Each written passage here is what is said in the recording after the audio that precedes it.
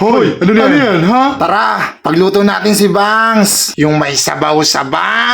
Back to the cooking skill. Alam nyo ba, hindi lang kung ano ang ginagawa ko sa buhay. Marunong ako magluto, marunong ako maglaba, marunong ako magplancha, lahat kaya kong gawin. Ay all right, all around nga eh. At lalong-lalo na ang magmahal. Hindi man talaga ako marunong magluto nito, pero bahala na kayo. Basta una kong ginawa, lagyan ko ng sibuyas, sinlagyan ko ng kamatis, sinangkotsa ko muna yung hipon, tapos mekos-mekos ko. Nilagyan ko rin ng water from Aldabok. Tapos bibilang ka lang ng 10, sabay kukulo na rin agad yan. O di ba? Kumukulo na kaagad, no? Ilagay mo na yung kulay puti. Ano ba yung puti na yan? Bebe, ano nga yung kulay puti?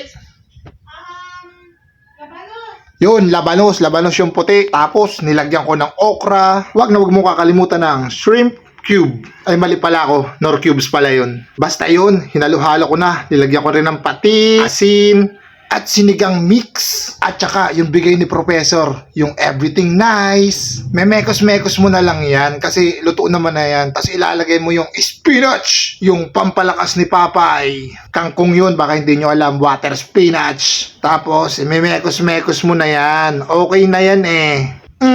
Na 427 pa. Ano ba naman yan? Okay tayo dyan. Tapos titikman na natin yan, boy. Unang higop, ang sarap talaga. Ang sarap ulit ng gulay. Ang sarap talaga ng hipon. Sarap mo, piya.